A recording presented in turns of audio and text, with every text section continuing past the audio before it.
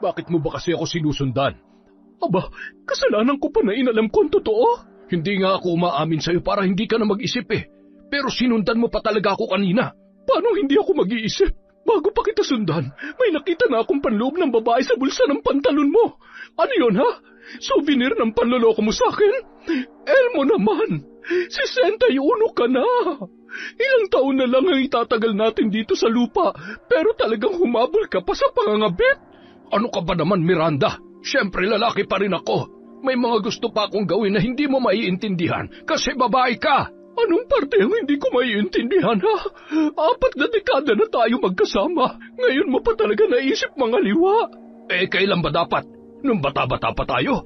Kung noon ko ba yung ginawa, hindi ka ba magagalit? Iisa lang naman ang magiging reaksyon mo, kaya hindi na mahalaga kung kailan ko ginawa. Nangyari na ang nangyari. At talagang wala kang balak tumigil sa ginagawa mo? Wala. Ikaw na nga mismo nagsabi, ilang taon na lang tayo dito sa lupa, kaya bakit hindi ko pa susulitin ang bawat araw na natitira sa buhay ko? Kaya ikaw, kung gusto mo maghanap ng ibang lalaki, yung mas bata sa akin, wala yung problema. Gawin mo rin para patas tayo. Taon 2007. Aklan. Dahil sa magandang reputasyon, iginagalang sina Miranda at Elmo sa kanilang barangay. Bukod kasi sa retiradong teacher si Miranda na nagturo sa loob ng 35 taon, marami rin siyang buhay na binago bilang guro.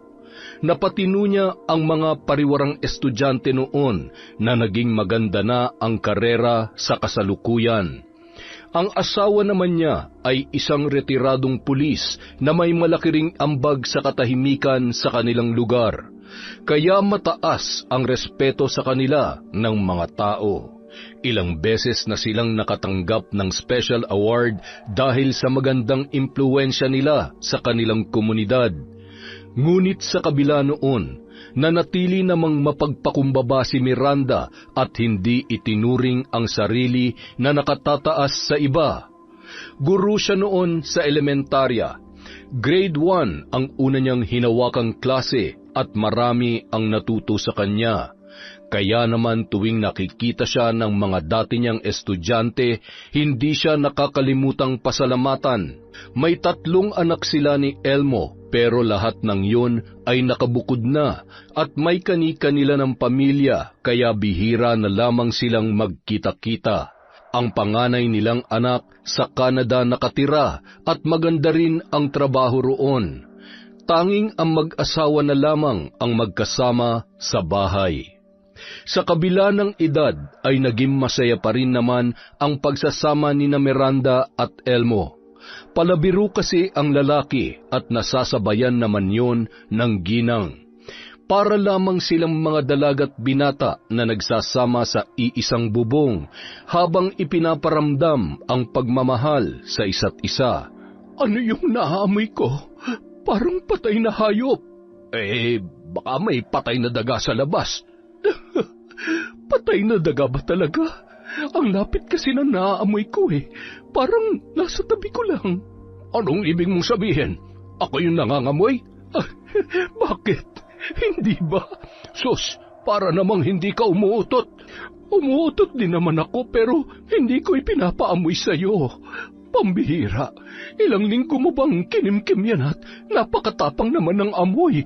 Oy, kahapon lamang ito, makapanghusga ka naman dyan. Hindi ko kayang huminga rito. Doon na muna ako sa labas. Tama yan, para mailipat ko ng channel ng pinapanood natin. Kanina pa ako inaantok sa pinapanood mong drama Kaya naman pala, napakagulang mo talagang matanda ka. Aba, ako lang bang matanda rito? Hoy, baka nakakalimutan mong senior citizen na tayong dalawa. Hindi ko nakakalimutan, pero sa ating dalawa, mas amoy luma ka. Madalas magbiruan ang mag-asawa. Hindi naman sila nagkakaroon ng mabigat na problema, kaya kahit nagkakaedad na, nagiging magaan lamang sa kanila ang lahat. Bukod sa pensyon, ay pinadadalhan din sila ng anak kahit hindi sila humihingi, kaya nagkakaroon sila ng pagkakataong tumulong sa ibang tao.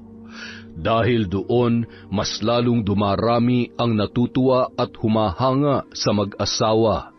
Madalas pa silang naikukumpara sa mga bagong kasal. Sila raw ang dapat nagayahin. Puring-puri din noon si Elmo dahil hanggang sa edad nilang yon ay tapat pa rin siya sa kanyang asawa.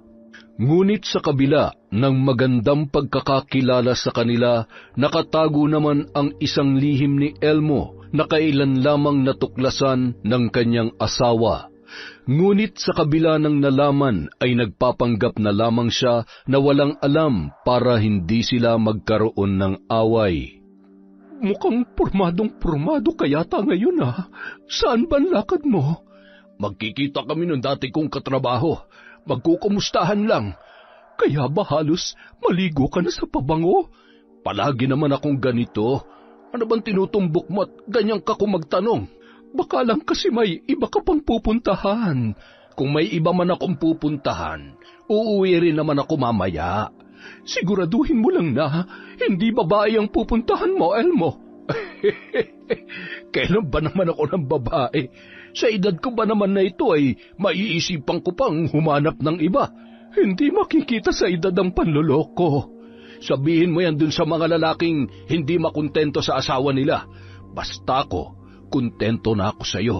Matatanda na tayo para sayangin ko pang natitira nating panahon at humanap ng sakit ng ulo. Sana nga ay totoo yung sinasabi mo. Ay, wala ka bang tiwala sa akin? Ngunit mas pinili na lamang ni Miranda na hindi na sagutin ang tanong na yon dahil baka mauwi pa sila sa malalang sagutan. Hindi naman siya magsasalita ng ganoon kung wala siyang dahilan para paghinalaan ang kanyang asawa. Nitong nakaraan lamang, nag-asikaso siya ng mga maruruming damit na kanilang ipapalaba. May dumarating kasing labandera doon tuwing Sabado. Habang iniisa-isa niya ang mga damit ni Elmo, hindi niya inaasahan na makakakita siya ng panloob ng isang babae sa bulsa ng pantalon nito. Nasisiguro niya na hindi yun sa kanya, at doon nagsimula ang kanyang paghihinala. Kung noon ay hindi naman palaging umaalis ng gabi ang kanyang asawa, nitong nakaraang linggo ay panay na ang pagpapaalam sa kanya na pupunta sa mga kaibigan. Nagtiwala siya noong una, ngunit habang lumilipas ang mga araw, napapansin niyang may nag-iba sa kanyang asawa. Bukod sa pumoporma na yon na hindi naman ginagawa dati, napansin niya rin na halos hindi na sumasabay sa kanya sa pagkain si Elmo. Palagi nitong sinasabi na kumain na sa labas o di kaya naman ay hindi pa nagugutom, kaya nauuna na lamang siya palagi. Hanggang sa hindi na niya mapigilang makaramdam ng kalungkutan dahil sa nangyayari sa kanila. Unti-unti nang nababawasan ang mga oras na sila ay magkasama. Halos hindi na niya maramdaman ang presensya ni Elmo dahil sa madalas noong pag-alis sa kanilang bahay.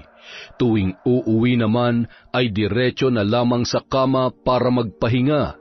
Hindi na nila nagagawang magsabay kumain, manood ng TV o kaya naman ay matulog. Doon na niya naisipang maglabas ng saloobin sa pinakamalapit niyang pinsan na siya ring kaibigan niya na si Greta. Ano ka mo? Nakakita ka ng panty sa pantalon ni Elmo? Oo, medium pa nga ang size noon Nako, hindi kaya bakla talaga ang asawa mo? Ngayon lang naisipang lumantad. Hindi bakla si Elmo. Ano ka ba? Nagkaanak nga kami ng 3, hindi ba?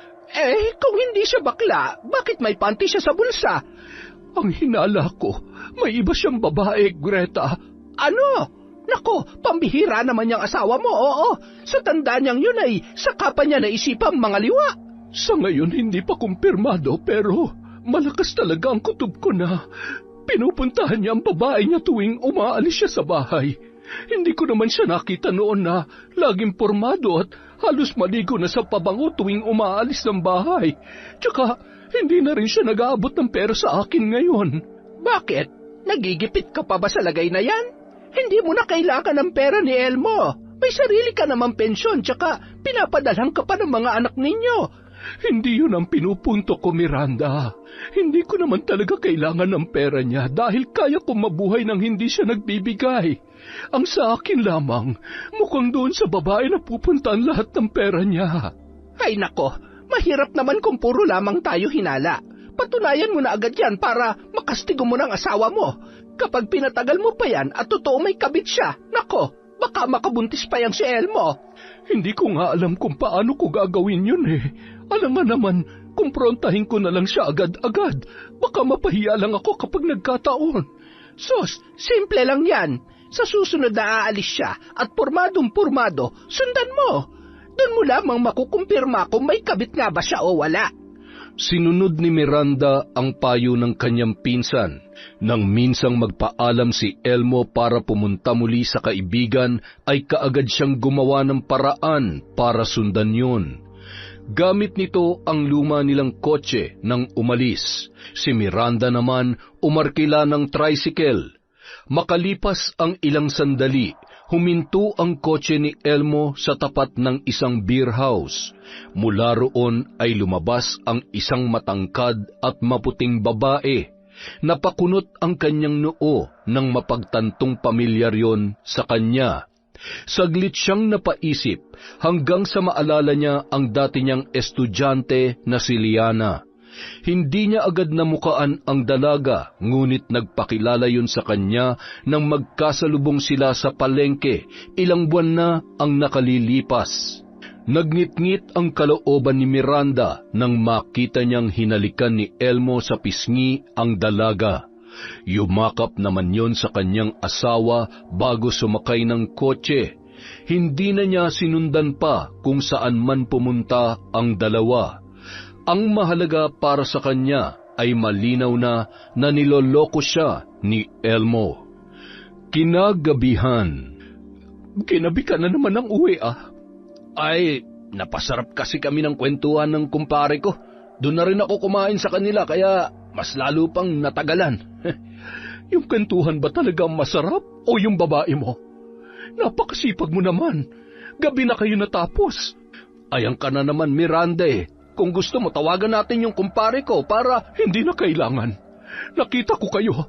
Sinundan kita kanina. Doon ka pumunta sa beer house sa bayan. Saan mo siya dinala? Sa motel? Bakit mo ba kasi ako sinusundan? Aba, kasalanan ko pa na inalam ko ang totoo. Hindi nga ako umaamin sa'yo para hindi ka na mag-isip Pero sinundan mo pa talaga ako kanina. Paano hindi ako mag-iisip? Bago pa kita sundan, may nakita na akong panloob ng babae sa bulsa ng pantalon mo. Ano yun Souvenir ng panloloko mo sa akin? Elmo naman, 61 ka na. Ilang taon na lang ang itatagal natin dito sa lupa, pero talagang humabol ka pa sa pangangabit. Ano ka ba naman, Miranda? Siyempre lalaki pa rin ako. May mga gusto pa akong gawin na hindi mo maiintindihan kasi babae ka. Anong parte ang hindi ko maiintindihan, 4 na dekada na tayo magkasama. Ngayon mo pa talaga naisip mga liwa. Kailan ba dapat? Nung bata-bata pa tayo? Kung noon ko ba yung ginawa, hindi ka ba magagalit? Iisa lang naman ang magiging reaksyon mo, kaya hindi na mahalaga kung kailan ko ginawa. Nangyari na ang nangyari. At talagang wala kang balak tumigil sa ginagawa mo? Wala. Ikaw na nga mismo nagsabi, ilang taon na lang tayo dito sa lupa, kaya bakit hindi ko pa susulitin ang bawat araw na natitira sa buhay ko? Kaya ikaw, kung gusto mo maghanap ng ibang lalaki, yung mas bata sa akin, wala yung problema. Gawin mo rin para patas tayo. Hindi makapaniwala si Miranda sa mga narinig niya mula kay Elmo. Sa 4 na dekada nilang pagsasama, ni minsan ay hindi niya nakita ang asawa na natukso sa ibang babae. Lumalabas din naman noon si Elmo kasama ang mga kaibigan pero ipinapaalam pa sa kanya kapag may mga kasamang babae at nangangakong hindi iinom ng sobra. Isa yon sa mga nagpatibay ng kanilang relasyon, kaya hindi niya lubos akalain na kung kailang matatanda na sila ay saka pa yon naisipan ng kanyang asawa. Ang masaklap pa roon, ang dating estudyante pa niya ang nakarelasyon ni Elmo. Paborito niya noon sa klase si Liana. Grade 1 pa lamang yun. palaging pumapasok na walang baon at pinababayaan pa ng mga magulang na parehong lulong sa ipinagbabawal na gamot. Kaya naman tuwing papasok ay dinadagdagan niya ang kanyang baong merienda at pananghalian para mabigyan ang bata. Kaya nang muli silang magkita ay hindi siya nito nakalimutan. Kilala ni Liana ang asawa niya, kaya sigurado rin siya na alam nitong siya ang asawa ni Elmo. Kaya hindi niya matanggap na ang batang tinulungan niya noon ang siya pang magiging ahas sa 4 na dekada nilang pagsasama ng kanyang asawa. Yun ang unang beses na nagkasagutan sina Miranda at Elmo tungkol sa isang babae. Nasundan pa yon ng nasundan dahil hindi pa rin tumigil si Elmo sa pakikipagkita sa kanyang kabit na si Liana. My loves? Parang kailangan ko na ng bagong relo. Nasira na kasi yung ginagamit ko eh. Ay, huwag ka mag-alala. Bibilhan kita ng bago. Basta, palagi ka lang mabait at tapat sa akin, ha? Tandaan mo, dapat sa akin ka lang. Oo naman. Sayong-sayo lang ako, my loves. Ay, siya nga pala. Kailan mo ba ako isasama sa bahay mo? Gusto ko na makita kung gaano kalaki yon. Malay mo, magustuhan ko nang doon na lamang tumira kasama mo. Hindi ba magandang ideya yon? Abay, maganda nga yung naisip mong yan, my loves. Pero sa ngayon kasi, hindi pa talaga pwede. Bakit naman? Alam mo namang may asawa ko, hindi ba?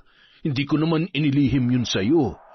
Oo nga, pero alam niya rin naman na may iba ka pang babae, di ba? Kung hinahayaan ka lang niya, edi okay lang din sa kanya kung doon ako titira sa inyo. Tsaka ikaw naman ang lalaki sa inyong dalawa. Kapag sinabi mo, hindi na siya makakatanggi pa. Dapat iparamdam mo sa kanya na ikaw ang batas sa bahay mo. At dadalhin mo ron kahit sinong gusto mong dalhin. Abay, hindi naman ganun kadali ang sinasabi mo. Tsaka, hindi lang talaga sa akin ang bahay na yun. Sa amin yun ni Miranda. Pera naming dalawang ginamit sa pagpapagawa, kaya hindi ko pwedeng sabihin na sa akin lamang yun. Paano ko? Hindi mo man lang ako ipaglalaban kahit gusto ko rin tumira sa bahay na yun. Kilala kong asawa mo. Mabait yun, kaya sigurado ako matatanggap niya ako. Kilala mo si Miranda? Paano?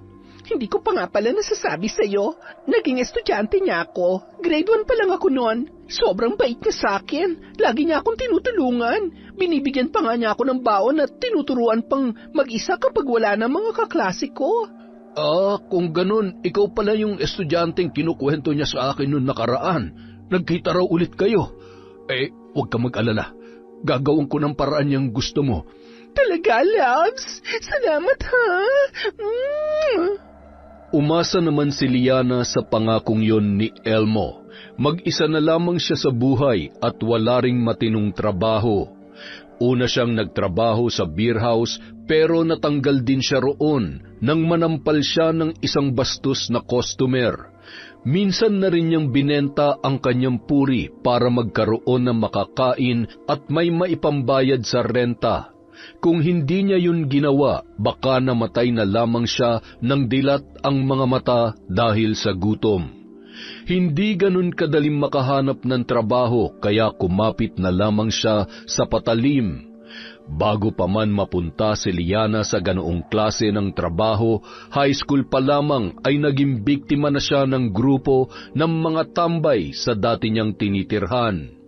Inabangan siya pagkagaling sa eskwelahan. Dinala siya sa isang abandonadong bahay at doon pinagsamantalahan ng 3 lalaki na nagdala sa kanya roon. Diring-diri siya sa kanyang sarili nung mga panahon na yon. Hindi niya matanggap ang nangyari sa kanya. Pakiramdam niya ay wala na siyang mukhang ihaharap sa mga tao. Sirang-sira na ang kanyang pagkababae. Hanggang sa umabot na siya sa desisyon na tapusin na lamang ang sarili niyang buhay. Handa na sana siyang tumalon sa isang tulay nang makilala niya si Rex. Lasing na lasing noon ang lalaki pero ginawa nito ang lahat para mapigilan siya sa kanyang balak na pagpapakamatay. Nang malaman niya ang kwento ni Rex na halos patayin na ng sariling ama at naranasan na rin pagsamantalahan ng mga kapwa lalaki pero lumaban pa rin sa buhay, ay nagkaroon siya ng lakas para magpatuloy pa rin. Tinulungan siya ng binata na makahanap ng trabaho. Doon niya sinimulang pasukin ang beer house. Ginamit niya ang madilim niyang karanasan para magkaroon ng lakas ng loob na pagkakitaan ang kanyang katawan. At si Rex naman ang naging proteksyon niya. Naging matalik silang magkaibigan, ngunit kahit kaibigan lamang ang turing sa kanya ng lalaki, ay natutunan niya pa ring mahalin yon ng palihim. Oras na makaipon siya ng malaking pera sa tulong ni Elmo, babalik siya kay Rex at aaminin ang tunay niyang nararamdaman para sa kanyang kaibigan. Nakilala niya naman si Elmo sa beer house noong gabing matanggal siya at nang kunin niya ang sweldo niya roon ay sinundo pa siya ng matanda para ipasyal. Mabait naman ang lalaking yon at maalaga, kaya lamang mas gusto pa rin niya maikasal sa isang lalaki na halos kaedaran lamang niya. Bukod pa roon, alam niyang kasal yon sa asawa, kaya hindi maaaring magtagal ang kanilang relasyon. Nakakainis! Bakit ba? Ano bang problema mo? Ano pa nga ba? Di yung jowa kong parang lolo ko na. Ginusto mo yan eh. Di ba sinabihan na kita noon na hindi magandang iasa mo sa ibang buhay mo? Kapag hindi ka na gusto ng karelasyon mo, yari ka tol, uuwi kang luhaan, wala ka ng pera. Kaya kung ako sa'yo, magtatrabaho na lang ako. Ang dami mo naman agad sinabi. Naiinis lang naman ako kay Elmo. Bakit na naman nga ba? Gusto ko na kasing tumira sa bahay niya para hindi na ako nangungupahan. Lalo ako hindi nakakaipon eh. Ano? Di ba may asawa yun? Oo, alam ko. At gusto mong tumira kayo sa iisang bubong? Pambihira ka. Ibang klase rin yung kakapalan mo, tol. Ano ba? Kakampi dapat kita, kaya wag mo akong pagsalitaan ng ganyan. Alam mo, ipagtatanggol kita sa mga umaapit na nanamantala sa'yo, pero sa gagawin mong yan, hindi kita masusuportahan. Maninira ka ng pamilya. Wala akong sisirain. Sila mag-asawa lang naman ang magkasama sa bahay na yun eh. Matatanda na rin ang mga anak nila. Nasa ibang bansa pa nga yung panganay eh. Pamilya pa rin yun, no? Ano ka ba naman, Liana? Mag-isip ka nga ng matino. Ito na lang ang naiisip kong paraan para matakasan ko tong lecheng buhay ko na to. Sawang-sawa na ako maging kahit isang tuka, Rex. Kung doon ako titira sa bahay ni Elmo, magiging masarap ang buhay ko. Kakain na lang ako at matutulog.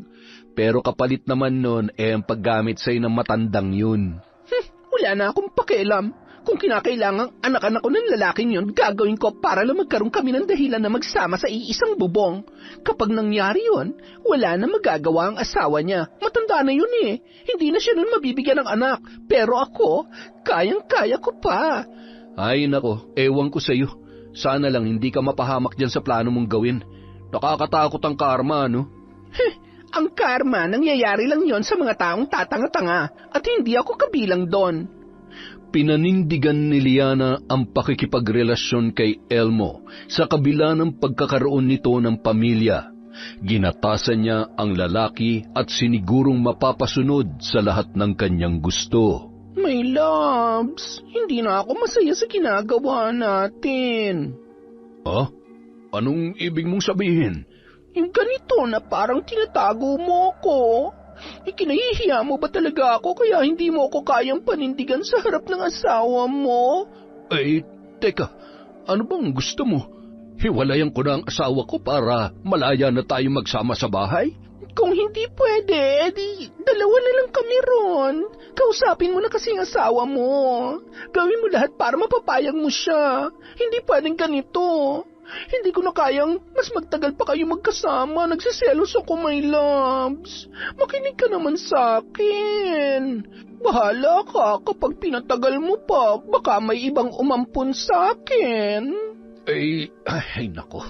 Napakahirap naman yung pinapagawa mo. Pero, sige, susubukan ko siyang kausapin mamaya. Bakit kakausapin mo pa? Mas madali kung isasama mo na lang ako agad doon. Kapag nandun na ako, wala na siya magagawa. Sabihin mo na lang na doon ako titira. Siguro naman sa ganda ng relasyon yung mag-asawa ay hindi siya mag-eskandalo, di ba? Sige na naman, my loves. Pumayag ka na. Kayang-kaya mo yon. Ayoko na mangupahan. Ikaw ang bahala. Kapag ako may nagpatira sa akin na iba, Ano? Siya, sige. Paano ba ito? Mag-impake ka na ng mga gamit mo pagbalik mo sa apartment. Mamayang gabi, isasama kita sa bahay. Talaga, my loves? Ay, naku. Oo na. Tsaka, mabuti na rin yun para mapanatag ako kaysa kung saan ka pa tumira. Yan ang gusto ko sa'yo eh. Pagsapit ng gabi, hindi inaasahan ni Miranda na hindi lang mag-isang uuwi si Elmo. Pagbukas ng pinto, kaagad na kumulo ang kanyang dugo nang tumambad sa kanya ang pamilyar na muka ng isang babae. Walang iba kundi ang dati niyang estudyante. Anong ginagawa ng babaeng yan dito, Elmo? Miranda, kumalma ka muna, pwede? Pag-usapan natin to ng maayos. Ngayon pa tayo mag-uusap? Isinama mo na nga yung haliparot na yan dito. Anong haliparot? Dahan-dahan naman kayo sa pagsasalita, ma'am. Naturingan pa naman kayong teacher tapos ganyan niyo ako itrato? At bakit? Ano bang dapat itawag sa isang babaeng pilit na kumakapit sa isang lalaking may asawa na? Para kang walang pinag-aralan. Hindi ka ba nahihiya na naging estudyante kita noon, tapos ngayon nilalandi mo ang asawa ko? Gusto ko lang naman tumira dito dahil wala na akong ibang mapupuntahan. Sana naman tratuhin niyo po ako ng maayos. Hindi naman ako magiging pabigat sa inyo. Masipag ako maglinis tsaka kung gusto niyo, imamasahe ko kayo gabi-gabi bilang kabayaran sa pagtira ko dito sa bahay ninyo. Miranda, alam mo naman ang tungkol sa amin ni Liana, hindi ba? At alam ko rin na ayaw mo ng iskandalo. Kaya para makaiwas tayo sa mga usap-usapan ng mga tao, mas mabuting dito na lang si Liana para hindi na kami nakikita magkasama lagi sa labas. Ang kapal naman ng mukha mo, Elmo. Ikaw ang gumawa ng problemang yan. Bakit itadamay mo pa ako, ha? Sobra ka. Hinayaan na nga kita sa pakikipagkita sa haliparot na yan. Inuwi mo pa rito sa bahay. Hindi mo na talaga ako nirespeto. Pansamantala lamang naman siya rito. Kaya pansamantala yan o pamatagalan. Hindi ako papayag na dito titira ang babaeng yan. Hindi lamang ikaw ang pwede magdesisyon tungkol sa bagay na yan, Miranda. Tayong dalawa nagpagawa nitong bahay kaya may karapatan din akong patirahin dito si Liana. At ako naman ang asawa mo.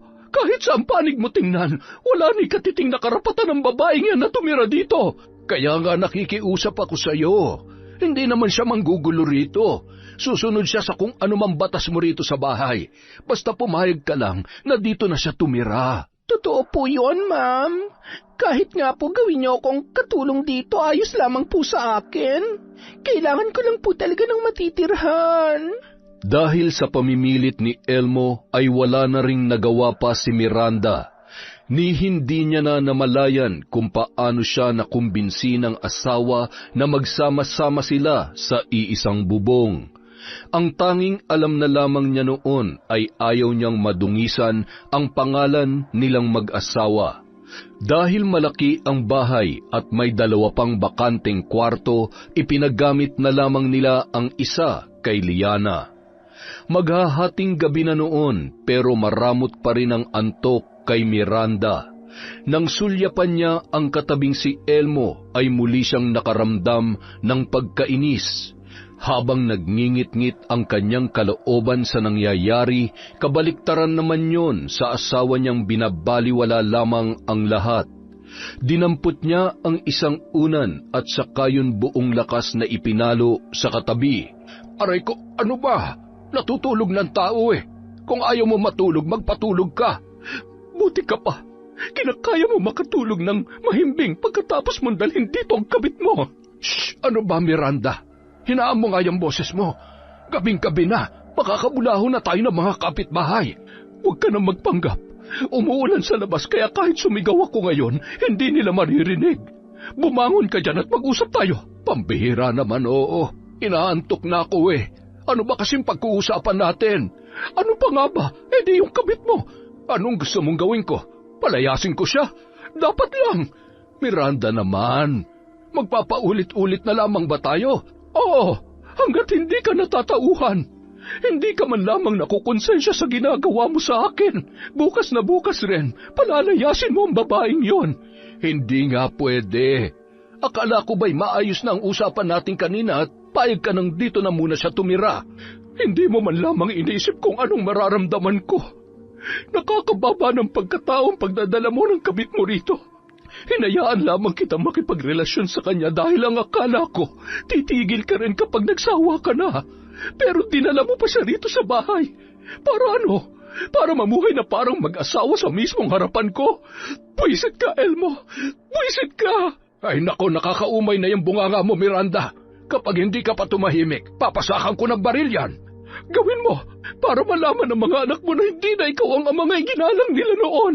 At bakit naman sila nadamay sa usapang ito, ha? Simula pa lamang damay na sila. Pamilya mo kami at sinisira mo dahil sa pesteng Liana na yon. Ano bang gusto mo? Ilantad ko na lang sa mga tao rito na meron akong kabit?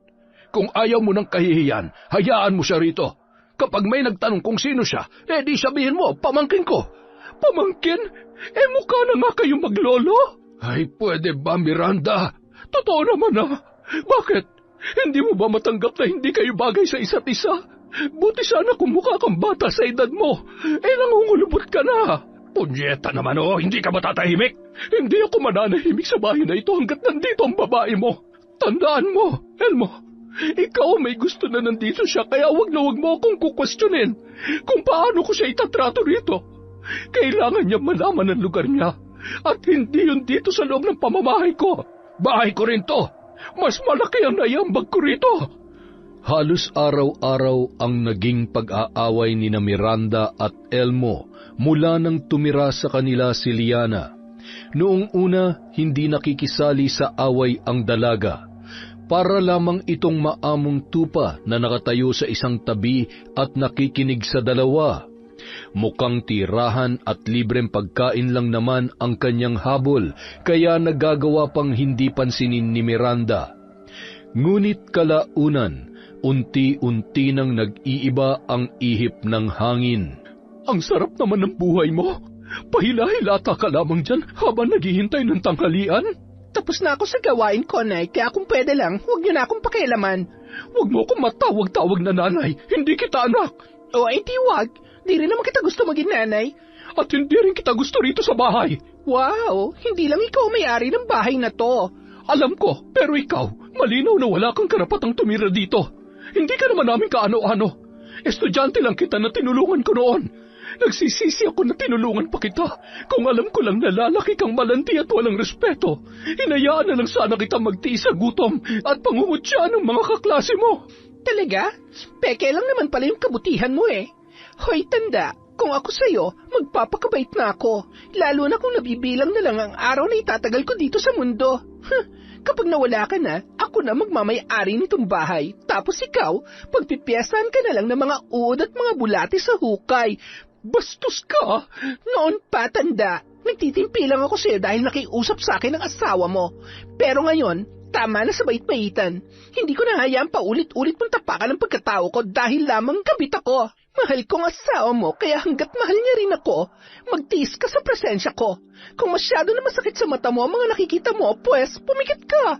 O kaya naman matulog ka na lang buong araw para hindi tayo nagkikita. Ang kapal talaga ng mukha mo. Kahit anong sabihin mo, kabit ka lang ng asawa ko at mananatili kang kabit hanggang sa huling hininga mo. Hininga pala ha? Pues, tingnan na lang natin kung sinong unang malalagutan ng hininga. Sa sobrang galit ni Miranda sa kabastusan ni Liana ay pinalayas niya ang dalaga. Ngunit nang dumating si Elmo, kasama na naman nito ang babae. Muli nilang pinag-awayan ang tungkol doon. Sa huli ay nanaig pa rin ang kagustuhan ng asawa niya kahit tutol pa rin siya sa pagtira ni Liana sa kanilang bahay. Hanggang sa napagod na lamang si Miranda sa paulit-ulit nilang pag-aaway, kaya hinayaan na lamang niya ang dalawa. Ano ka ba naman, Miranda? Bakit nagpaubaya ka na lamang basta-basta? Hindi ako basta-basta nagpaubaya, Greta. Ginawa ko lahat para tumutol pero paulit-ulit na ipinaglalaban ni Elmo na bahay niya rin yun. Abay, nasiraan na nga talaga ng ulo ang lalaking yon. Ikaw ang asawa niya, bakit mas pinapabura niya yung kabit niya? Siyempre, si Liana ang mas bata at mas nakakapagpasaya sa kanya ngayon. Hirap na ako, Greta. Ang sakit-sakit na ng dibdib ko sa pagtitiis sa panluloko sa akin ni Elmo. Sa 4 na dekada, naging tapat akong asawa sa kanya at ni minsan, hindi ko naisip na lokohin siya. Pero bakit parang napakadali lang sa kanya na gawin yun sa akin? Hindi na ba ako mahal ng asawa ko? Ay naku, napakatanga mo talaga. Gagawin niya ba sa iyon kung mahal ka pa niya? Abay, halos tapakan niya ng pagkatao mo.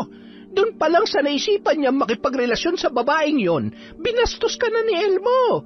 Nawalan na siya ng respeto sa iyo at sa pagsasama niyo. Tapos ibinahay niya pa. Hindi ko na alam kung anong klaseng pagmamahal pa yon. Parang hindi ko na kaya. Hihiwalayan ko na siya. Ano? Ngayon ka pa makikipaghiwalay? Nako sa tagal ng proseso ng annulment ngayon ay baka mauna pa ang lamay niyo kesa sa hihintayin mong resulta. Hindi ko na alam kung ano pang gagawin ko para ipaglaban ang karapatan ko bilang asawa niya. Harap-harapan niyang pinapakita sa akin na may mahal na siyang iba. Napakasakit noon, Greta. Ang tagal namin nagsama. At aaminin ko, kaya niya rin ako napapayag sa gusto niya ay dahil sa pagmamahal ko sa kanya. Nagpakamartir ako, Greta. Hindi pagmamahal ang tawag doon, kundi katangahan. Kung nung una pa lang, hindi mo na pinatungtong sa bahay niyo ang babaeng yon, wala sana kayong problema. Ayoko ng iskandalo. Masisira ang imahe namin mag-asawa kung gagawin ko yun. Ay, sus Mariosep ka! Imahe pa talaga ang una mong inisip. Ano kayo? Mga santo? Ay, Miranda, kahit pilit nyo itago ang kabulukan ng asawa mo, aalingaso pa rin yan. Kaya ikaw, ipaglaban mo na ang karapatan mo bilang asawa. Palayasin mo ang kirida niya. Kung kinakailangan kaladkarin mo sa palabas ng bahay, gawin mo! Handang-handa na si Miranda na sundin ang payo sa kanya ni Greta. Buo na ang loob niya na palayasin si Liana sa bahay nila ni Elmo. Nagpasalamat siya sa pagiging prangka ng kanyang pinsan dahil sa wakas ay may magagawa na siya. Ngunit pagdating niya sa bahay nilang mag-asawa, hindi niya akalain na masusurpresa pala siya sa kanyang maaabutan. Mga hayop! Dito pa talaga kayo sa sala maglalampungan? Miranda, huminahon ka nga. Paano ako hihinahon? Hindi niyo na nirespeto ang bahay na to. Mga baboy! At ikaw, babae ka. Hindi mo ba talaga kayang pigilan yung kakatihan mo? Excuse me lang, Lola. Si Maylabs ang nagsimula. Siyempre, sino ba naman ako para tumanggi? Sobra na talaga yung kakapalan ng mukha mo. Tingnan ko lang kung hindi yan mabawasan kapag isinubsob kita sa sahig. Maylabs, sasaktan niya daw ako. Tumigil ka na nga, Miranda. Wala na magagawa yung kangangawa mo dyan. Tsaka wag na wag mo sasaktan si Liana. Baka makasama sa kanya. At sa tingin mo may pakialam ako sa babaeng yan? Buntis ako. Hindi mo ako pwedeng saktan dahil dinadala ko magiging anak namin ang asawa mo. Ano? Sampid ka na nga lang dito sa bahay. Nagpabuntis ka pa? Elmo, ano to? Totoo bang buntis ang babaeng yan? Oo, magkakaanak na kami. Kaya kung pwede sana, tigilan mo ng kakaaway kay Liana.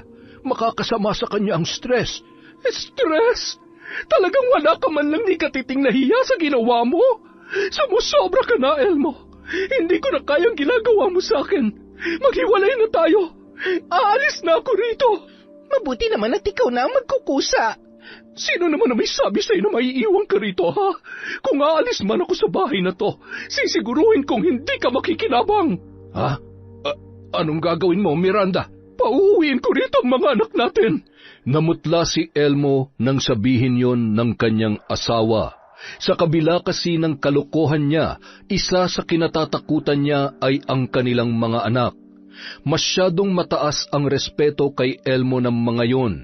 Isa pa, tiyak na hihinto na sa pagbibigay ng pera sa ama ang kanilang mga anak, lalo na ang kanilang panganay kapag nalaman noon ang tungkol kay Liana.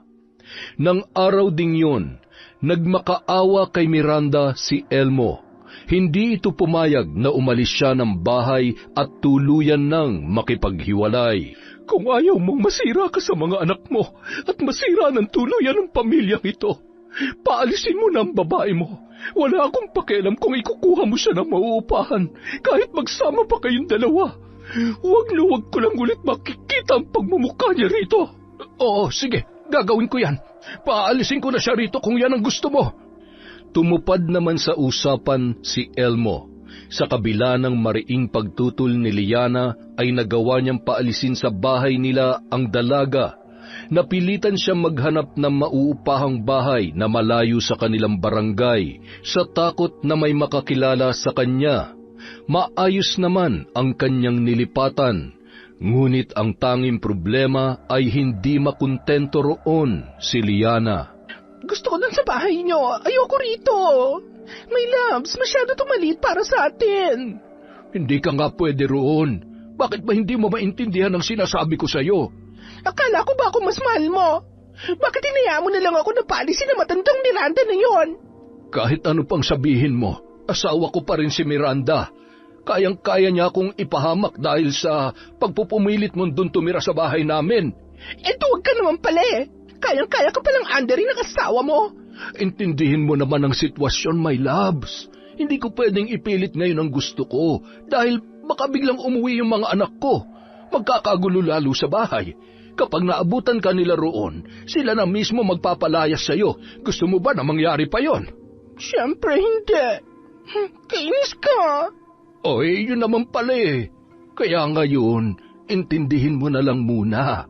Kapag nagkausap kami ulit, saka ka na lamang bumalik sa bahay, ha? Sa kabila ng narinig, hindi pa rin matanggap ni Liana na siya ang napalayas sa bahay na yun at hindi ang dati niyang guro. Kahit hindi totoo ang pagmamahal at pagmamalasakit niya para kay Elmo, hindi pa rin niya gustong mabaliwala na lamang ng lalaki. Matapos ang ilang beses na nangyari sa kanila, maya-maya pa, nakatanggap siya ng tawag mula sa matalik niyang kaibigan na si Rex. Dahil iba na ang tinitirhan niya, ay kaagad niyang sinagot yon para ipaalam na rin sa binata. Kumusta na ang buhay mo bilang kabit? Hindi ka pa ba napapalayas? Alam mo, akala ko kukumustahin mo ako. Mambubwisit ka lang pala. Kinukumusta nga kita. Bakit? Hindi ba totoong kabit ka? Hindi ka naman asawa ng Elmo na yun eh. Alam ko, pero mahal ako noon. Ah, talaga? Gaano ka kamahal? Kaya ka bang pakasalan? Kasi kung hindi, sa tingin ko, hindi pagmamahal yun. Kumbaga sa gulong, reserba ka lang. Pasmado talaga yung bibig mo, no? Akala ko ba kaibigan kita? Gago ka. Oo na, sige na. Kaya nga pinapamukha ko sa yung katotohanan eh. Baka kasi hindi ka na magising dyan sa panaginip mo. Mahirap na, baka bangunguting ka pa. Nakakainis ka talaga. Mainis ka na kung maiinis ka. Pero darating ang araw, siguradong sasabihin mo rin sa akin na tama ako. At kapag nangyari yon, pakakainin mo ako ng 3 buwan. Lahat ng request kong ulam, lulutuin mo para sa akin. Ayos ba yon? Wow, ang kapal mo ha? Pero ito naman ang tandaan mo at itaga mo sa bato. Hinding-hindi mangyayari ang sinasabi mo. Uy, parang may maganda ka na namang plano ah. Talaga, pero hindi ko sasabihin sa'yo. Nasisira ang plano ko kapag pinapaalam ko sa'yo eh. Kontrabida ka kasi masyado. Bahala ka sa buhay mo. Pero sana, sa susunod na tawag ko, natauhan ka na dyan sa ginagawa mo. Tandaan mo, laging nasa huli ang pagsisisi, kaya unahan mo na. Sige na, ibababa ko na to. Pangit. Ay, teka sandali. Saan ba kita pwedeng puntahan? Ite-text ko na lang sa itong address. Hindi naman naapektuhan si Liana sa mga sinabi ng kanyang kaibigan. Buo na ang loob niya na sirain ang relasyon ng dati niyang guro at ng nobyo niyang si Elmo para siya na ang hahawak sa perang natatanggap ng lalaki. Pero dahil malaki ang pinanghahawakan ni Miranda ay wala talaga siyang kalaban-laban. Bukod sa may sariling pensyon ang matanda ay pinapadalhan pa ng kanyang mga anak, kaya ganoon na lamang kalakas ang loob noon na takutin ang kanyang asawa. Marahas na napabuntong hininga si Liana habang nag-iisip ng gagawin para mawala ang kontrabida sa kanyang plano. Ilang sandali pa, biglang sumagi sa isip niya ang matandang nagtitinda ng kung ano-anong pangontra. Paiba-iba ng pwesto ang matanda sa bayan, kaya kakailanganin niya pang magtanong-tanong. Kaagad siyang kumilos para hanapin yun. Bago pa man sumapit ang dilim, natagpuan na ni Liana ang taong gusto niyang makausap na si Aling Edna. Sa pagkakaalam niya ay matagal nang nagtitinda ng mga pangontra sa mga elemento, panggayuma, pampalaglag ng sanggol at kung ano-ano pa ang matanda. Tinanong niya yon kung may alam din sa pambabarang. At hindi naman siya nabigo nang sabihing marunong din ito sa kulam at barang. Hindi na siya nagpaligoy-ligoy pa. Diretsa niyang sinabi ang kanyang sadya. Napangisi na lamang siya na magkasundo sila ni Aling Edna sa nais niyang ipagawa roon. Kapalit ang halaga na kanyang ibibigay. Pagbalik niya sa paupahan, nagulat siya nang maabutan doon si Rex. Prenteng nakasandal sa nakasaradong pinto ang lalaki habang naghihintay. Tumaas ang isang kilay noon nang siya ay matanawan. "Saan ka galing, ha? Kanina pa ako naghihintay rito. Kala ko, niloloko mo lang ako na dito ka nakatira. Buti na lang, nakilala ko yung tsinelas mong naiwan dito sa labas." Bakit naman tsinelas pang pinagbasehan mo? Maraming pwede magmay-ari ng ganyan, no? Marami nga. Pero makikilala ko kapag ikaw ang may-ari. Ako kaya nagbigay niyan sa'yo. Hay, oo na. Bakit ka nga pala nandito? Makikikain, syempre. Wow, ang kapal talaga. Wala kang makakain dito. Hindi pa ako nakakapagluto. Bumili ka na lang dyan sa malapit na karinderya sa labas. Libre na kita para wala kang masabi. Hindi maganda kung bibili ka na lang ng bibili. Di mo naman alam kung malinis ba yung mga nabibili mong ulam. Mas mabuti kung ikaw mismo magluluto. Wala nga akong oras, diba? O, di ako na lang. Nasaan ba yung mga lulutuin? Seryoso ka? Oo naman. Marunong naman ako magluto, ah. Ay, kabala. May mga binili naman akong panluto dyan sa ref. Kunin mo na lang. Isipin mo na lang na dito ka rin nakatira. Hindi ko lang iisipin. Dito na talaga ako titira. Ano? Baliw ka ba? Pumupunta dito si Elmo. Paano kung maabutan ka nun? Sasabihin ko, pinsan mo ko. Hindi pwede. Kailangan din namin ng privacy. Alam mo naman yun kapag nakita ko. Grabe. Baka pumunta siya rito mamaya, kaya pagkatapos mo magluto at kumain, umuwi ka na rin kaagad. Ay, bagamat nadismaya si Rex sa sinabi ni Liana, pinilit na lamang niyang itago yun. Ayaw niyang madagdagan pa ang mga iniisip ng kaibigan niya na maaaring magtulak pa sa mas maraming maling desisyon sa buhay. Gustuhin man niyang maging matino si Liana, hindi na niya hawak ang desisyong yun para sa kanyang kaibigan. Malungkot na sinulyapan ni Rex si Liana na kasalukuyang umiidlip sa mahabang upuan na gawa sa kahoy. Kung maayos lang sanang trabaho ko't may malaking ipon, hindi ko hahayaang ipahamak mo pang sarili mo, Liana. Napabuntong hininga na lamang ang binata. Tanging siya lamang ang nakakaalam ng tunay niyang nararamdaman para kay Liana. Pero hindi niya magawang umamin sa kaibigan dahil batid niyang malabo naman siya nitong magustuhan. Parakit-rakit lamang siya. Pareho silang high school lang ang tinapos, kaya nahihirapan din siyang makahanap ng maayos na trabaho.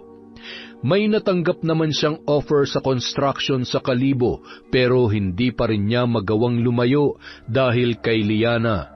Gusto niya sanang yayain doon ang dalaga para pareho silang makahanap ng maayos na trabaho, pero mula nung pumasok si Elmo sa eksena, hindi niya na yon nagawa pa.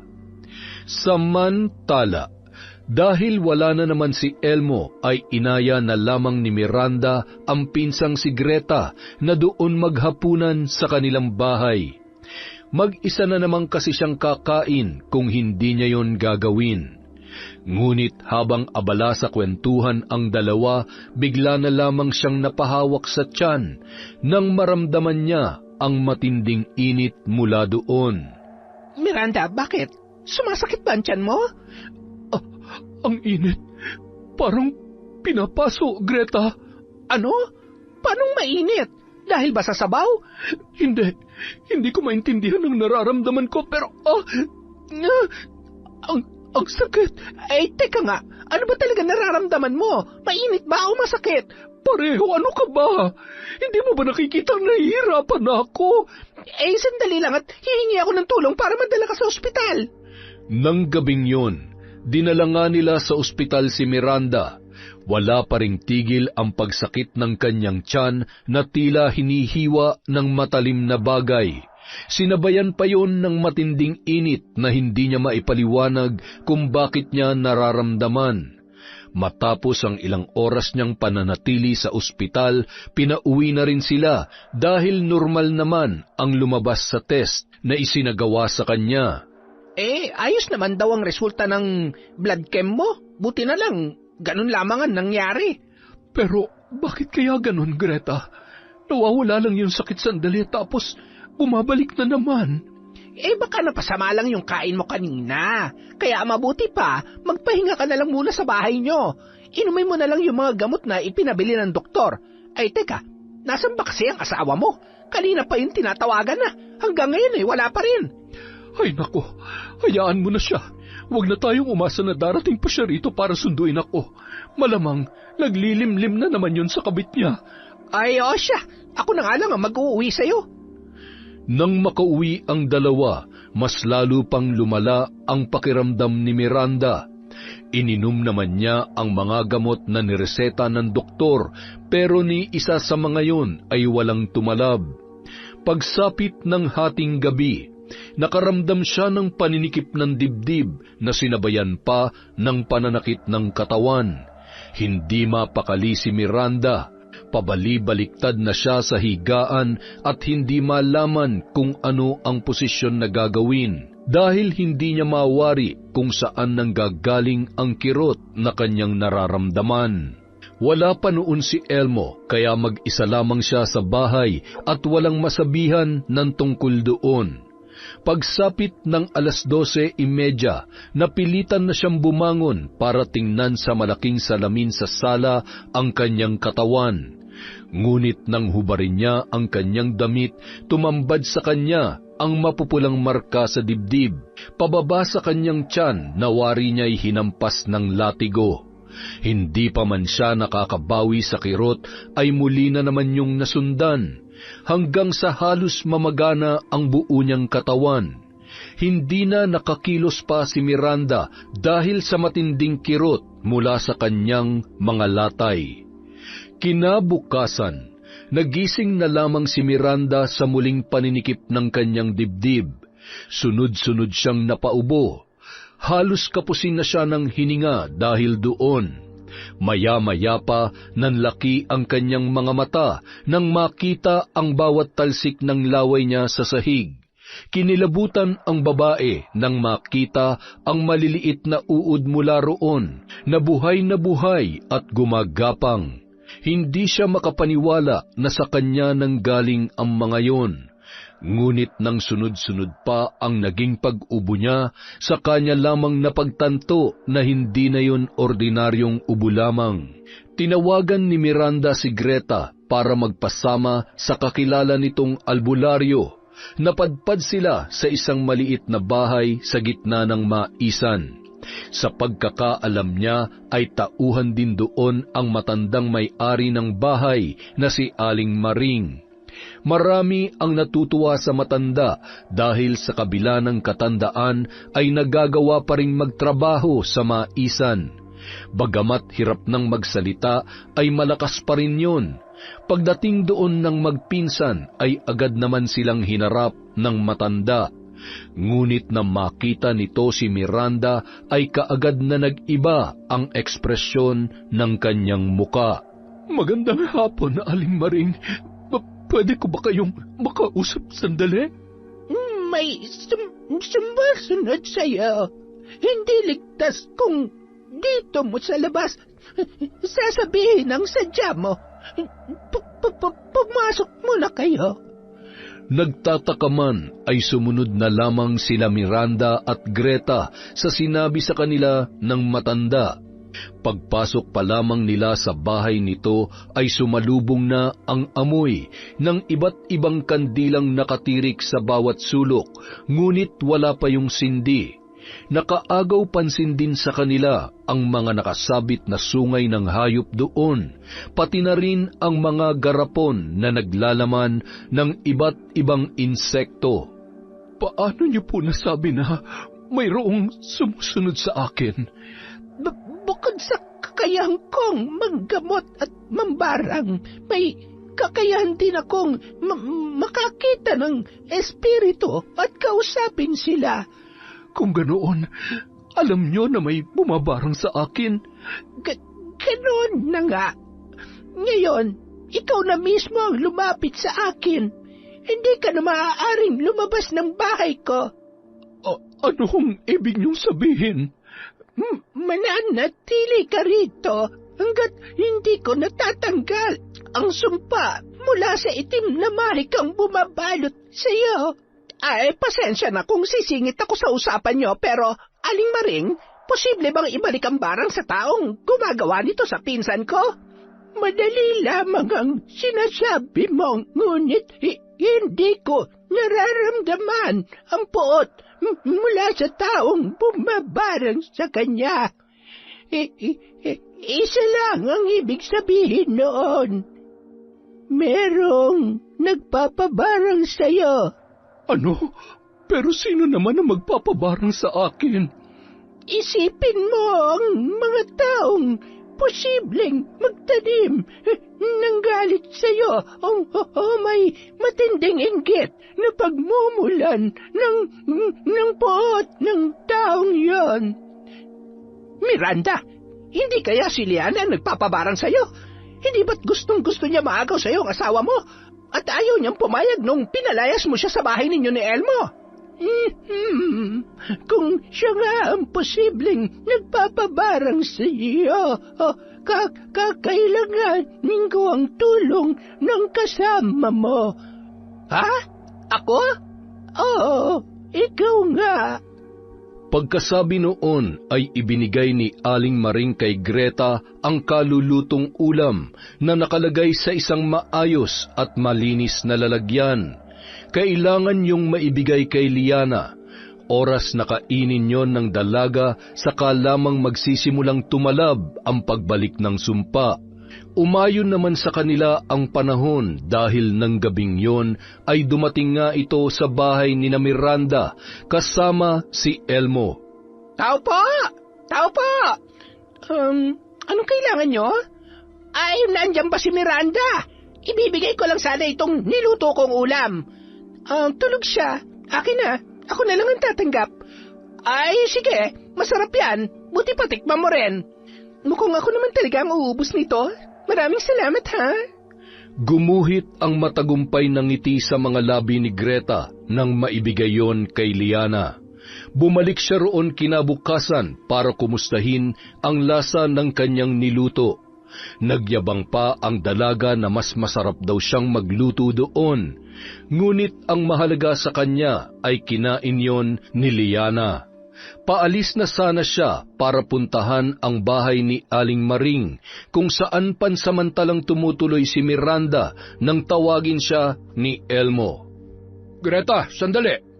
Bakit? Alam mo ba kung saan pumunta si Miranda? Hindi kasi siya umuwi kagabi. Akala ko nga ay dyan lamang sa inyo. Bakit sabi ng pamangkin mo natutulog lang daw dyan si Miranda? Wala siya rito kagabi. Hindi naman nagsabi sa akin kung saan pupunta. Nako, hindi kaya naglayas na si Miranda? Bakit niya naman gagawin yon? Abay, malay ko. Kayong dalawa lang naman na nakakaalam kung anong problema nyo. Sinadyang magmaang-maangan ni Greta sa tanong ni Elmo dahil ayaw niya magduda ang lalaki na may alam siya kung nasaan ang kanyang pinsan. Pagkagaling sa bahay ng mag-asawa ay kaagad siyang dumiretso sa bahay ni Aling Maring. At doon tumambad sa kanya ang kalunos-lunos na itsura ng kanyang pinsan. Lumobo na ang magkabilang pisngi nito at halos lumuwa na ang mga mata sa pamamaga. Diyos ko, ano nangyari kay Miranda? Bakit nagkaganyan na siya? Hindi tinabla ng sumpa ang babaeng tinutukoy ninyo. Mukhang may pangontra siya, kaya lalong lumala ang kalagayan ng pinsan mo. Ay kung ganoon, anong dapat nating gawin? Baka mamatay na lamang si Miranda sa ganyang kalagayan. Hindi yun mangyayari. May isa pang paraan. Mahirap nga lamang pero hindi imposible. Sa parang yun, hindi na niya matatakasan pa ang sumpang babalot sa kanya. Anong gagawin niyo, Aling Maring? Walang maaaring makalam ng isa sa gawa kong ritual para doon. Sa ngayon, ang tanging may tutulong mo lamang ay ang ipagdasal ang pinsan mo na malampasan niya ang lahat ng ito. Sa ilang araw na pagkawala ni Miranda ay binalot na ng matinding pag-aalala si Elmo. Nagtanong-tanong na siya sa mga nakakakilala sa kanyang asawa at nag-report na rin sa barangay. Ngunit wala pa rin siyang nakukuhang balita.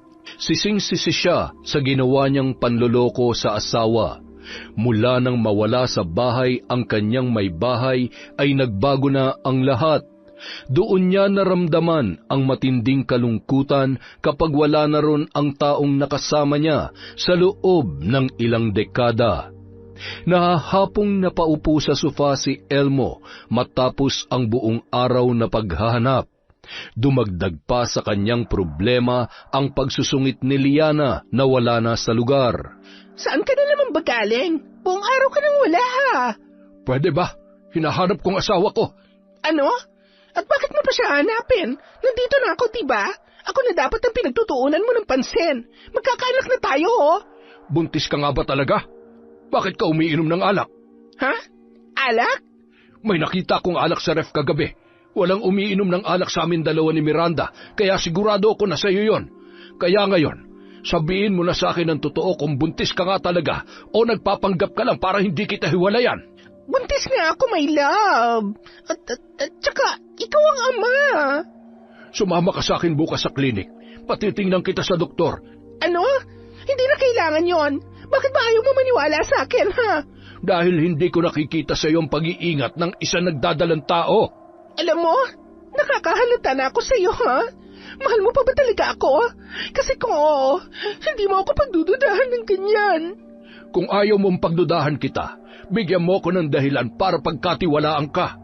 Kung alam mo lang kung gaano ako nagsisisi ngayon dahil sa ginawa kong panloloko sa asawa ko, ni hindi mo man lamang magawang maglinis dito sa bahay, ni pag-uwi ko walang pagkain.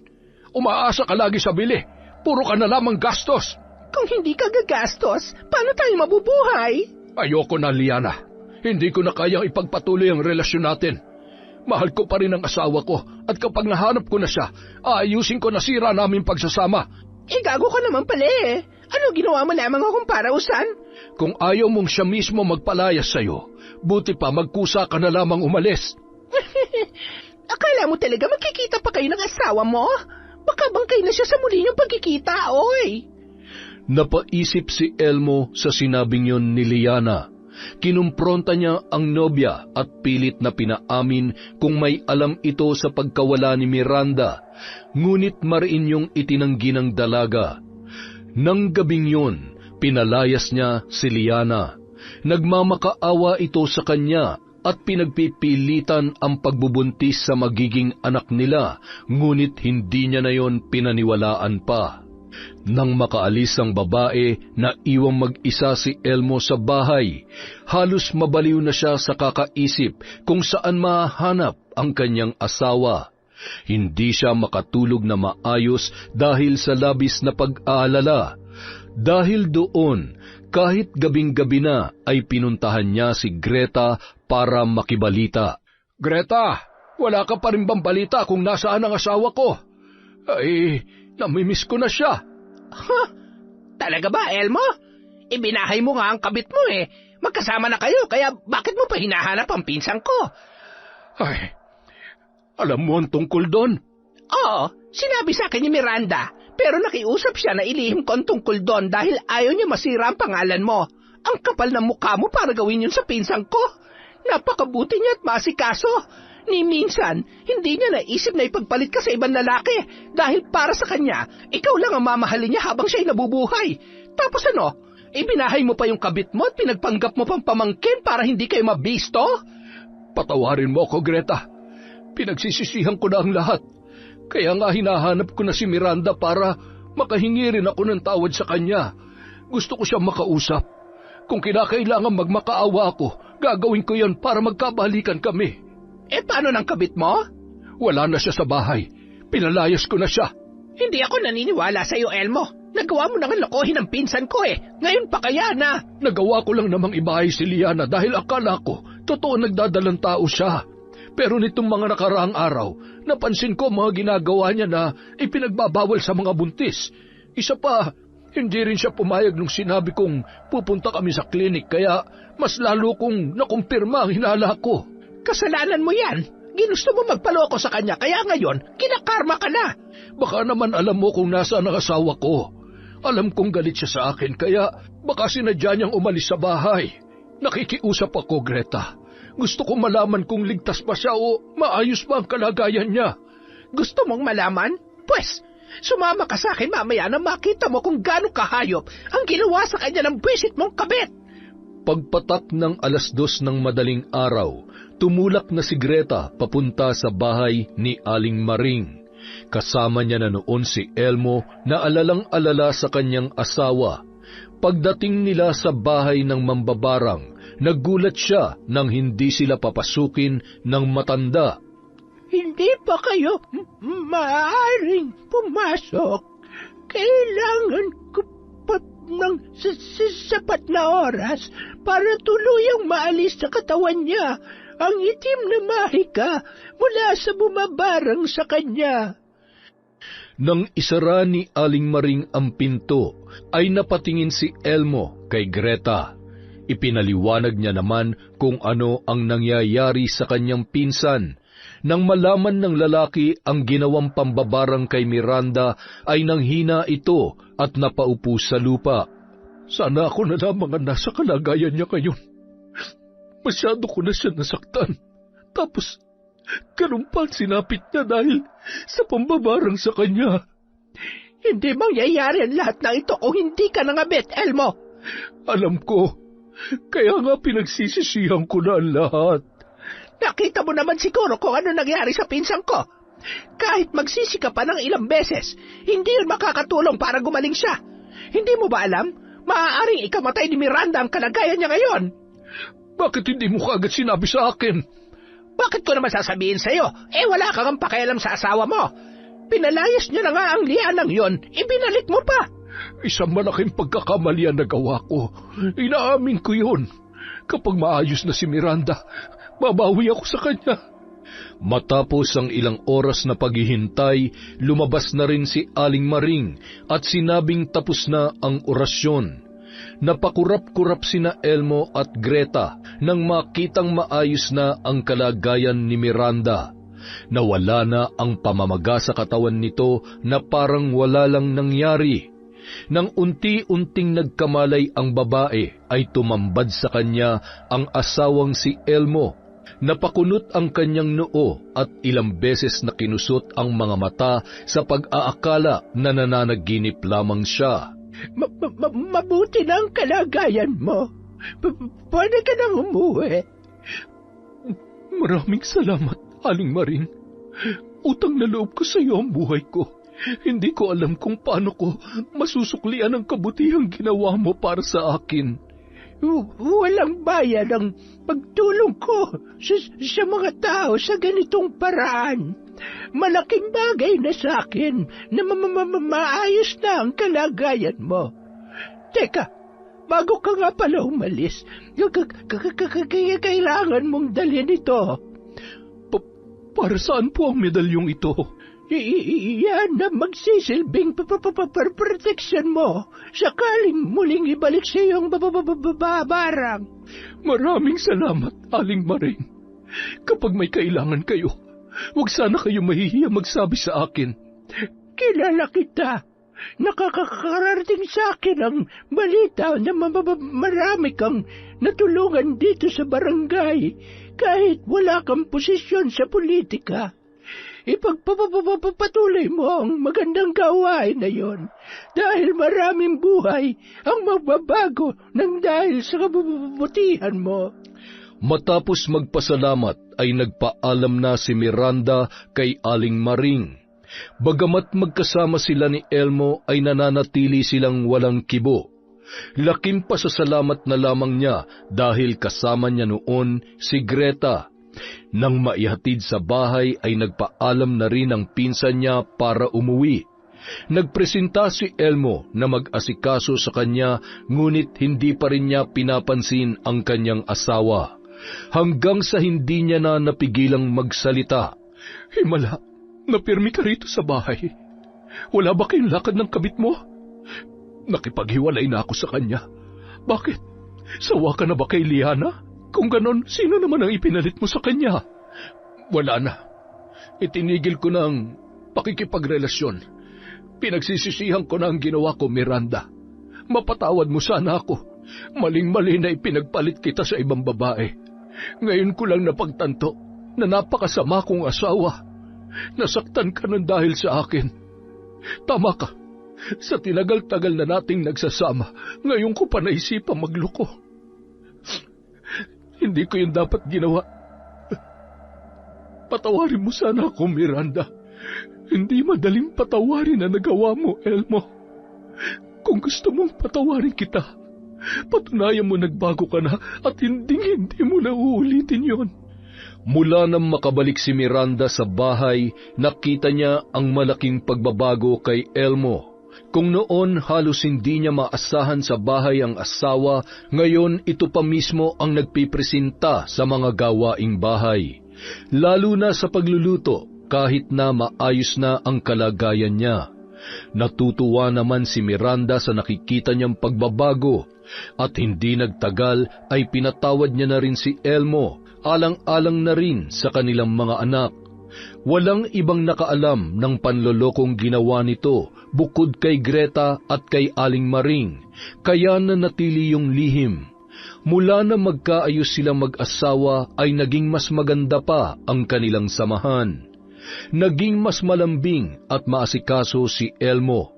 Mas marami na rin ang oras nila para sa isa't isa at nakabalik na rin sila sa pagkakawang gawa sa kanilang barangay. Samantala, unti-unti nang tinatablan ng baliksumpa si Liana. Tulad ng nangyari kay Miranda na maga ang buo niyang katawan at halos lumuwa na ang kanyang mga mata. Ilang araw na siyang hindi lumalabas sa inuupahang apartment. Sa susunod na araw ay darating na ang may-ari para singilin siya ng renta, pero wala na siyang maibabayad dahil wala na siyang sustento mula kay Elmo. Napaluha na lamang ang dalaga habang nakatitig sa kisame. Wala ng pera, wala ng mahingan ng tulong. Nahihiya siyang lumapit kay Rex dahil baka ipamukha lamang sa kanya ng kaibigan ang kasalanang kanyang nagawa. Malinaw na bumalik sa kanya ang sumpa mula sa pagpapabarang niya kay Miranda at hindi niya alam kung ano ang gagawin para gumaling sa sakit na kanyang nararanasan. Ilang beses siyang sumuka ng dugo na may kasamang buhay na uod. Ganoon din ang ihi at duming kanyang inilalabas. Halos bumaliktad na ang kanyang sikmura tuwing nakikita ang mga uod na yon na may masangsang na amoy. Kahit sinong papasok sa inuupahan ay tiyak na masusuka sa amoy na sasalubong pagbukas pa lamang ng pintuan.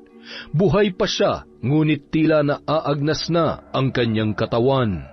Kinabukasan, narinig na lamang ni Liana ang boses ng landlady sa labas ng paupahan.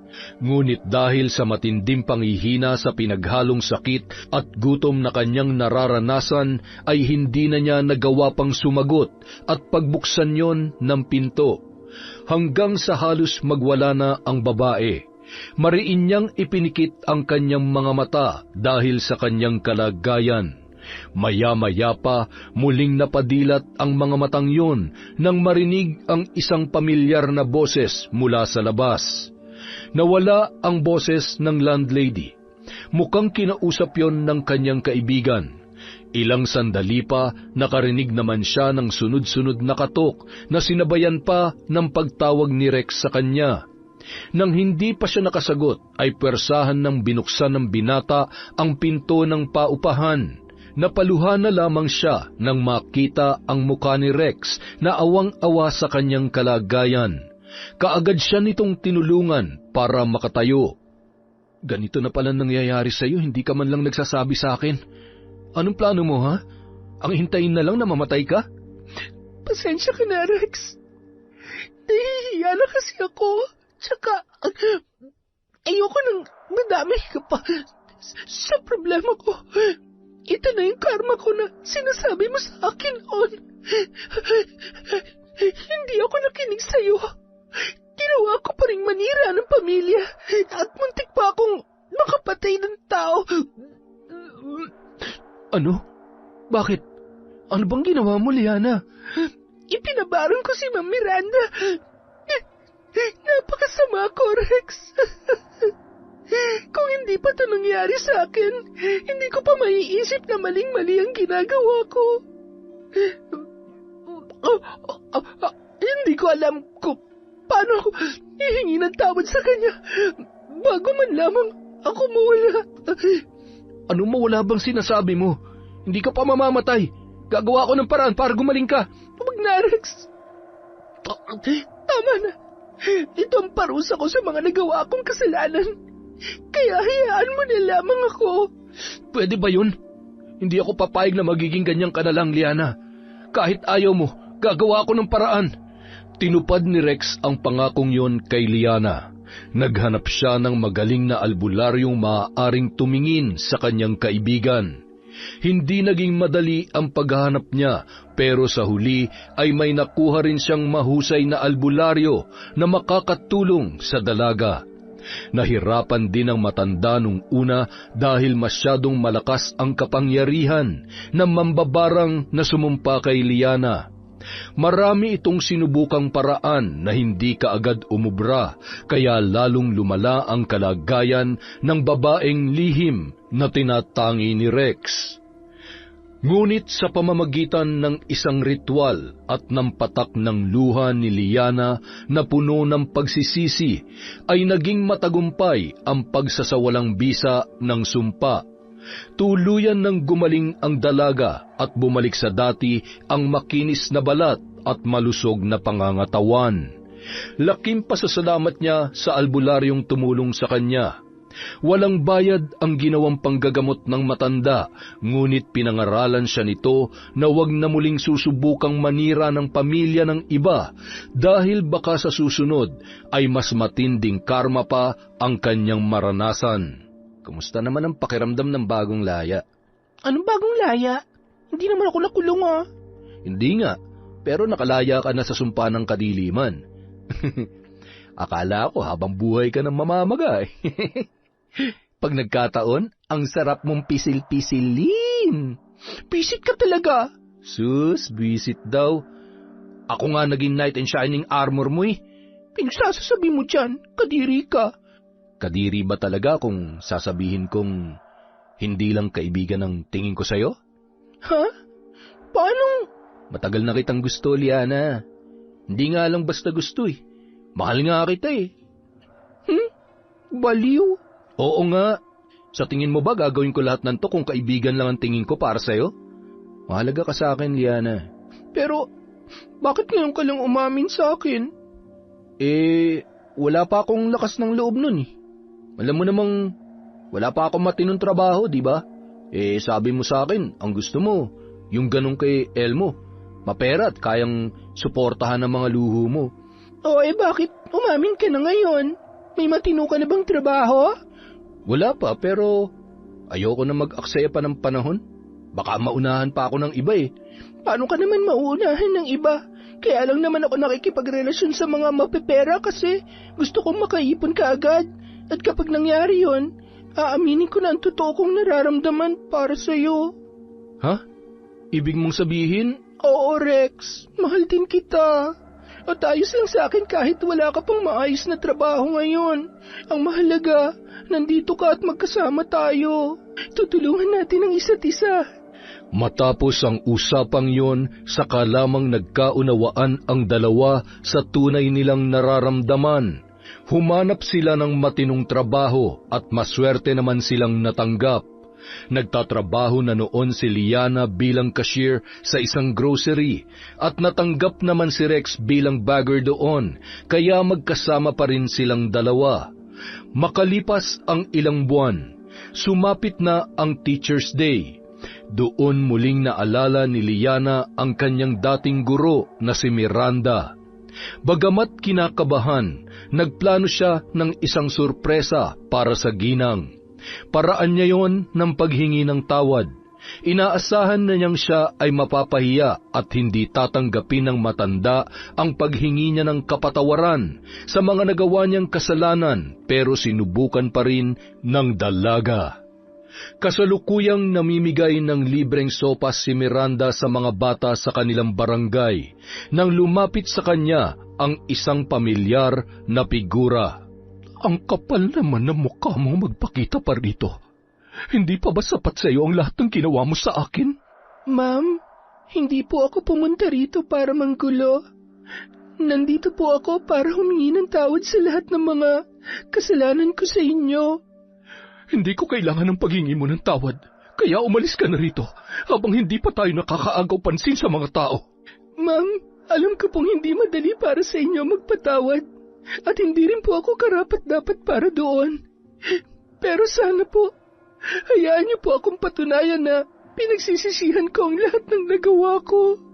Wala nang nagawa ang ginang na magkusang tumulong si Liana sa pag-aasikaso sa mga batang kanyang pinapakain. Nagulat din siya noon nang malamang may dala rin palang mga biskwit at juice ang dalaga para ipamigay sa mga bata. Bagamat galit pa rin siya sa ginawa nito, ay hindi niya maitatanggi ang paghanga sa ginawa ni Liana. Hindi yon nangulit sa kanya para kanyang patawarin, pero linggo-linggong pumupunta sa kanilang bahay ang dalaga para magdala ng kung ano-anong regalo. May pagkain, halaman, damit, at kung minsan may mga gamit na pwede niyang ipamigay sa kanyang mga tinutulungan. Nakita naman niya na sinusubukang magbago ng dalaga, at ang makitang maayos na ang buhay noon ay sapat na para buksan niya ang kanyang puso para sa pagpapatawad. Nang muli silang magkita, tuluyan niya nang pinatawad ang dati niyang estudyante. Gusto niya sanang makausap rin ni Elmo si Diana para magkaayos na rin ang mga yon. Pero dahil ayaw nang magpakita ng dalaga sa kanyang asawa, ay nirespeto niya na lamang ang desisyon noon. Sa kasalukuyan, kasakasama niya si Liana sa pagkakawang gawa. Nang huli silang magkita, nalaman niyang nakapag-enroll na pala sa kolehiyo ang dalaga para ituloy ang naudlot na pangarap. Masaya siya para sa dati niyang estudyante dahil bukod sa natutunan nitong maging mabuting tao at bumawi sa mga nagawang kasalanan, ay nakikita niya rin kung paano unti-unting naaabot ni Liana ang kanyang mga pangarap sa buhay. Doon niya naisip na posible palang alisin ang galit sa puso kahit gaano pa man kabigat yon. At doon niya rin napagtanto na mas magaan ang buhay kung walang dinadalang galit sa sinuman. Yon! Ang ganda na naman ng kwento natin. Grabihar! Dahil dyan, meron na naman po tayong shout out. Simulan natin kay Trio Cavibes, kay Kimpoy Feliciano, hi kay Janet Cisneros, kay Haunted Whisper, kay Noylin Sumandal, shout out kay Liza Takada, kay Abigail Kabugayan, hi kay Carmi, kay Abyab, kay Joyce Janela, hi po kay Norsen TV, kay Rowena Kaikong, kay Robert Crimen, hi kay Maylene Malyare, shout out kay Lilibeth Alfaro, Shauma TV, Bangungot Diaries, hello kay Jing Estrada, shout out kay Dean Rodriguez, kay Purificacion Pasinoble, kay videos went viral. Hi kay Pamela Allen. Shout out kay Mami from Doha, Qatar. Hello kay Ramona R. Shout out kay Eliza. Kay Rosette Ersando. Hi kay Ate Aya. Hello po kay Lani Neri. Kay Ruth Celine Dahang. Hi kay Urvesia Lasala. Hi kay Annalyn Morales. Shout out sa Gawaran, Reyes family of Madrid, Spain, at sa Bowak Vibora Tattoo from Lea Gawaran. Wow! Pag umuwi to sa Pilipinas, magpapadagdag tayo ng tattoo. Hi kay Arshem TV. Hello po kay Roslyn Jimenez, kay Victor Dalanon, kay Jinky Perez. Hi kay Ahmad Binhusan, kay Pia Kate Roseber, kay Josefina Felias. Shout out kay Mark Anthony Pineda, kay Rowan Masakayan. Hi kay Alma Vanguardia. Hi kay G. Onyas, Jade Guevara, at Emma Yamo. Para po sa mga hindi na shout out, marami pa po tayong videos. Marami pong salamat. Mag-iingat po kayo. Alagaan niyo po ang mga sarili niyo. Love na love po kayo ni Enteng. Thank you, thank you, thank you. Maraming salamat po sa inyong lahat.